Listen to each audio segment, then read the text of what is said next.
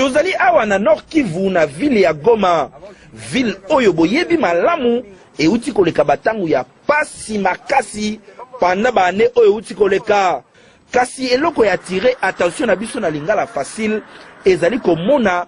architecture ya bandako ya bandiko tonga masika na Goma. Bandako ezali kotonga malelo ozali ko sentir que ba privé ba sepeli bazo makambo na bango na maboko batonga bandako na bango calmement po ville pesa la kitoko. Okomona soki otamboli na Goma particulièrement ba hotel ya kitoko ezali kuna oyo ezali kosala fierté ya ville. Bandako ya ba particulier mususu batongi en étage, misusu bazali kotonga pe na ndenge ya se. Particularité ya batol te architecture oyo ezawa nyonso ezali na babatol ya songe. Atakutu gouverneur Julien Paluku azali kosala musala mingi te po na banzela ya Goma nyonso ezala kitoko po banzela ezate. Kasi ba privé bazali kosala effort ya kobongisa masolo na ndenge na bango. 5 chantiers de la République ya reconstruction koto na Goma ba privé ba comprendre yango. Au lieu ba grand prêtre awa na kini batambulaka na bakare ya cher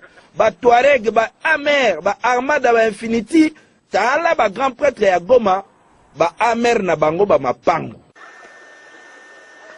Bomoni bandaku ya Goma awa tozali na Nord Kivu na République démocratique du Congo.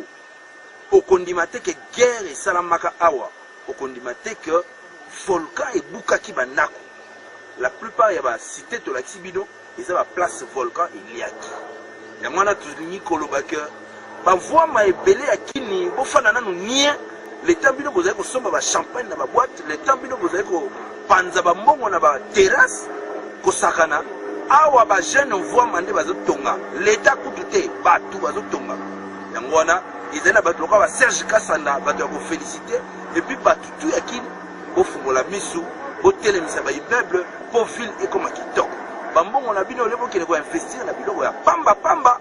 bozwa exemple ya ville ya Goma otomoni scandale bandako concurrence bandako awa concurrence buzoba musu ezalaki te pe concurrence buzoba mususu ezalakati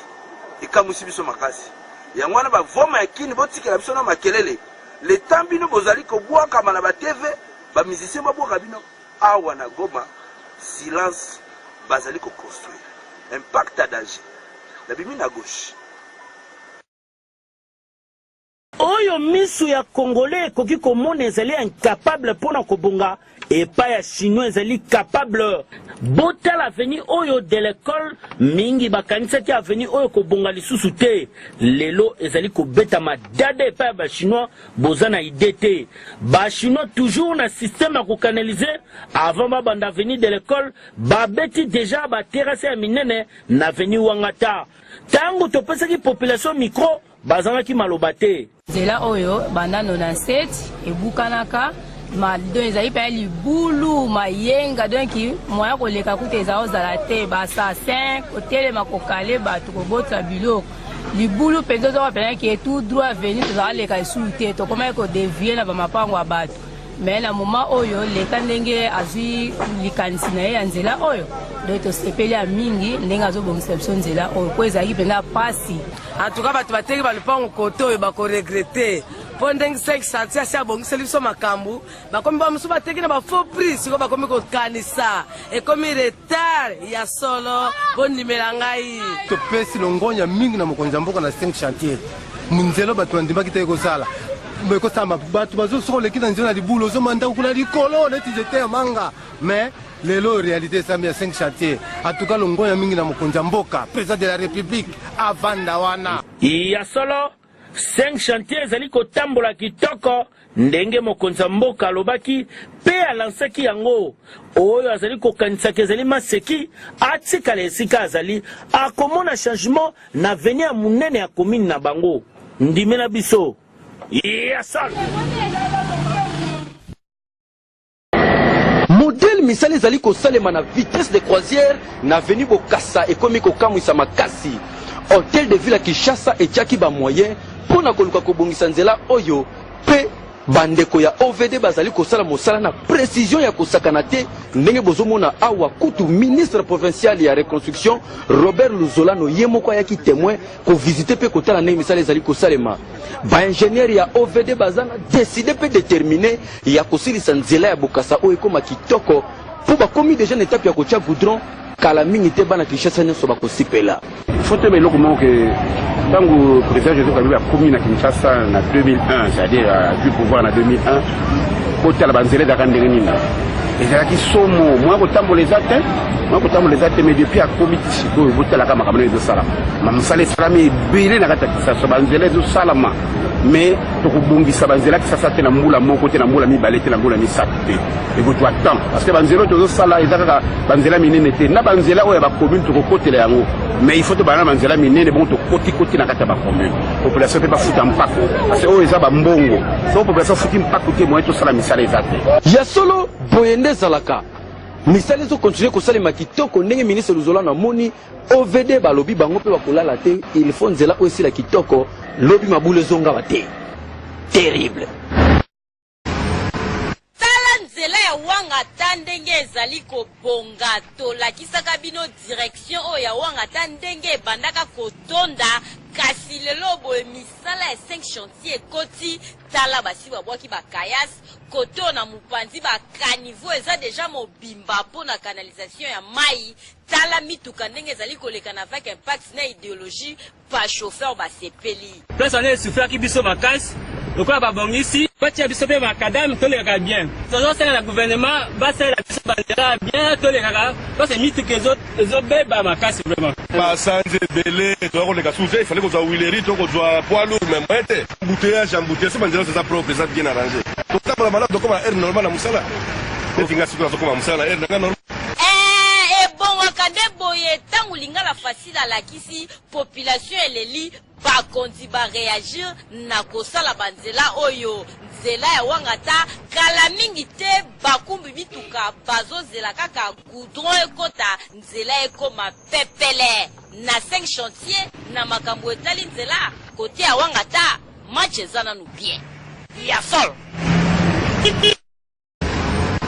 tala nzela ya wanga ta ndenge ezali kobonga tolakisaka bino direction oyo ya wanga ta ndenge ebandaka kotonda kasi lelo boye misala ya 5 chantier ekoti tala basi babwaki bakayas koto na mopanzi bakaniveau eza deja mobimba mpo na canalisation ya mai tala mituka ndenge ezali kolekana avec impact na idéologie pa chauffeur basepeli place wana esuflaki biso makasi lokola babongisi batia biso mpe makadame tolekaka bien tozosenga na gouvernement basalela biso banzela bien tolekaka parce mituka ezobeba makasi vraiment basanze ebele toya koleka suze ifale kozwa wileri to kozwa poids lourd mais moyen te embouteillage so banzela eza propre eza bien arrangé totambola malamu tokoma aire normal na mosala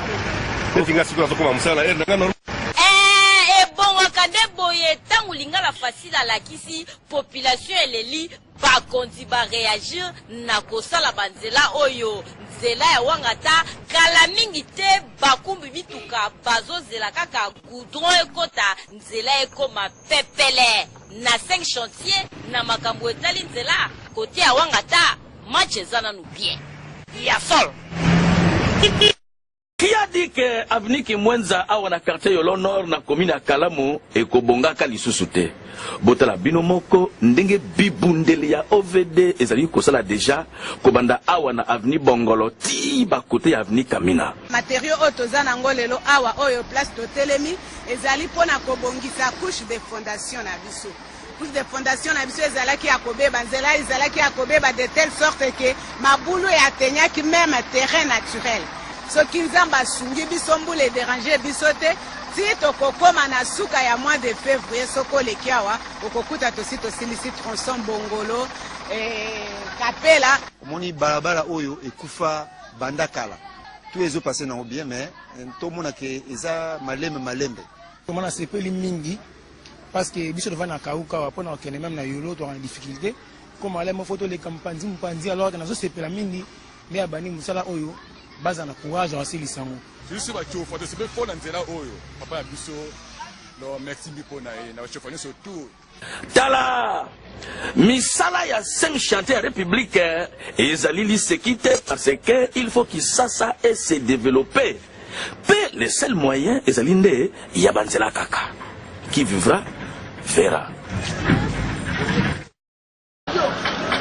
Tokendaki kotala ndenge misala ya 5 chantiers républicains ezali kosalema na commune ya Kalamu. Awa tozali na avenue Kapela na Yolo Nord. Balabalo ekenda ti na Maya Kalamu. Kasi a partir ya Maya Kalamu ti na avenue Elengesa ezwa kombo ya avenue Mompono. Botala ndenge société Zengwei Technique Congo SZTC babongisi avenue Kapela kitoko.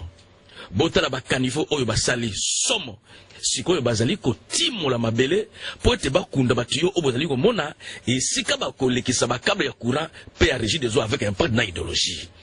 Kasi nanga mosusu c'est-à-dire na avenir Mompono bazali ko sopa terre jaune déjà botala tracteur yango yo ezo balwa mabele avec un peu d'idéologie parce que kalate match kozala wo bakotoyo boyo kandenge population esepelaki na moko ba ingénieur ya société oyo aussi ça pour ça la décaissement ba matériel ba immobilier dans la chantier comme la deuxième phase il y a les chargements il y a couche à plateforme là surtout pour parler pour ces structures la couche à plateforme donc tu as sable de rivière donc aussi ça on a des places pour poser couche de fondation sur dans 0,33 de bateau final ndenge misala zo ko ceux qui va moula d'ici février mars en tout cas je pense que on met sur comment on tient là-dessus to vandi ba mbula na ba mbula tout le monde a ba bayaka ba zui ba mesure mais ça la maraté mais pour le moment de remona que comme ko salam alors que ça n'est mon amour makasi pour ma kadam eza kokota awa tala misala ya 5 chantiers république ezali sécurité surtout na aspect na yango ya modernisation et koyinda mabena commune ya Kalamu parce que soki misala ya avenue Mompono ti na avenue Kapela na Yolo Nord resili et kozala suka na raccourci na cadre ya vite fait pour être to bâtir un Congo plus beau qu'avant terrible il y a ça.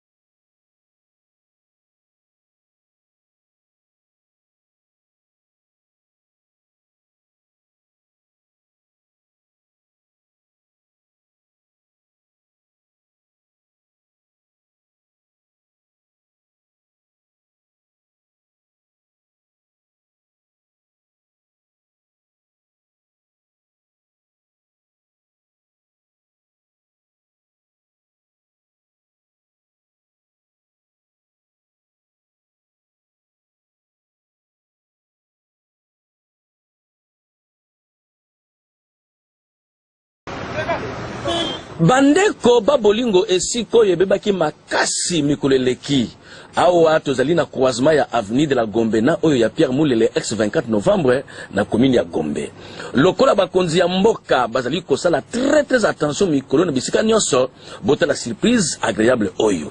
tokuta bazali ko bongisa caniveau oyo ezalaki boucher bazali ko tonga yango avec un partenaire idéologie de façon que sokima ya mvula ekomi awa ekotambala moko na libulu oyo po ete eya ko bimela bakoto yo directement isopani na rivière ya Gombe na ndenge ya Wosho